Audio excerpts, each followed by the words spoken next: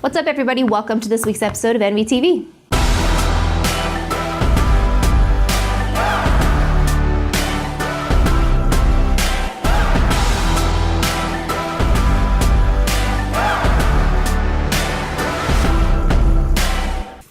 What's up, everybody? Today we are here with Jesse Rollins, who is actually an employee here at North Valley Bank. So Jesse, what's a checking account? A checking account is it's just an account at a bank that's used for transactions. What's the difference between a checking and a savings account?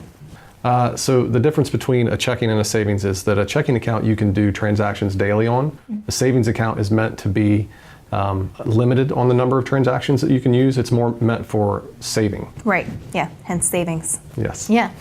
So checking account, you keep saying we can do transactions. Yeah. What would you say a transaction is? So there's a couple of different ways to do transactions. You can write a check, number one. Not very many people do that nowadays. Right. You can use your debit card. That would be considered a transaction when you pay for something with a card. That's usually a Visa or a MasterCard. Mm-hmm. And you can also allow a company to directly debit or credit your checking account too. Mm-hmm. How would somebody go about having a company automatically take out of your account like that? So a checking account has a unique number to it. You will have an account number. It also has a unique routing number, which is specific to the bank. Right. And that company, let's say you want to pay an electric bill. Well, you would give AEP that number, the routing number, and the account number, and then authorize them to directly debit that out of your account. So you talked about a debit card. Mm-hmm. So most people see a card and it's just a card. But what's the difference between a debit card and a credit card?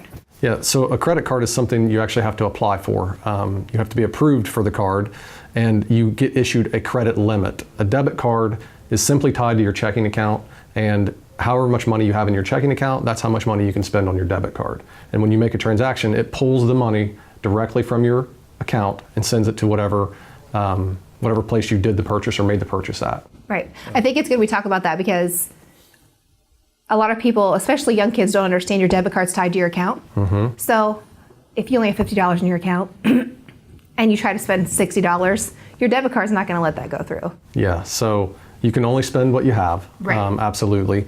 There are banks out there that will allow you to overdraw your account up to a certain limit, but there are some hefty fees associated with that. So you want to be careful spending more than what you actually have in your account. Right.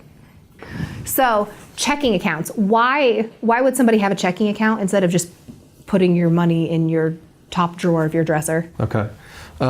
So a couple of reasons. Convenience, number one. Convenience is a big factor of why you would have a checking account. If you are employed by someone, people can direct deposit your paycheck right into your account. So that's kind of nice because you get your money faster. You don't have to actually go to the bank and cash a paycheck. It just gets put in right into your account on payday. Mm-hmm. So that's a big convenience of having a checking account. The other one is that you can use your debit card to make purchases. And it's also safe. A checking account is safe. Your money is protected in the bank, and you're the only person that can use it.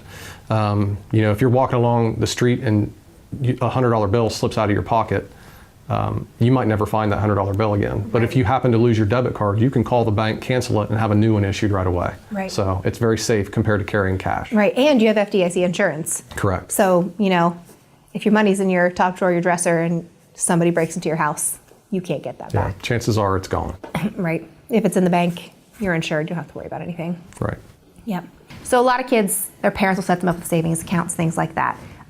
When somebody graduates from high school and goes into their first job or graduates from college and really gets their feet into the real world, what should they be looking into and opening their accounts to get them set up for their future? Okay.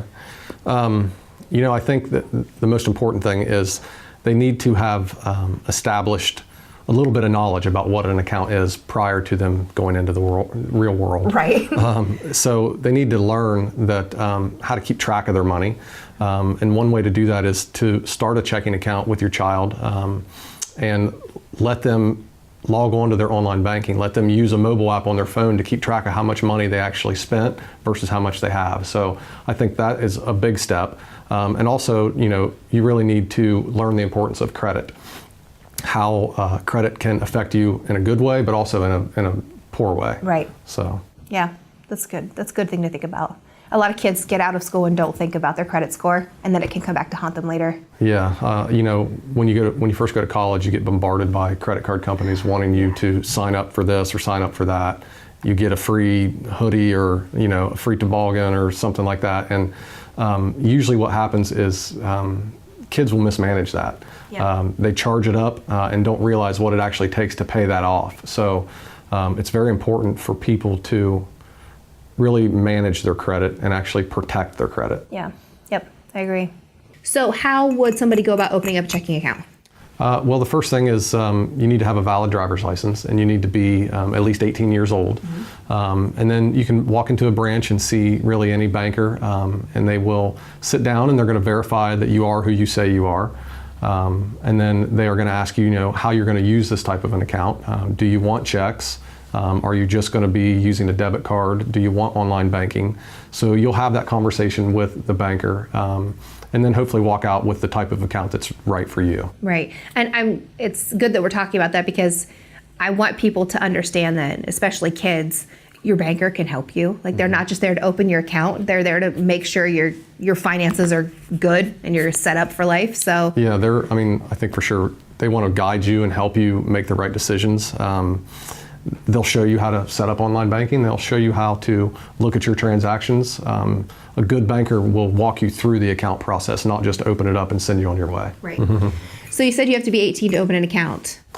So yeah, correction with that. You can open a savings account when you're younger than 18.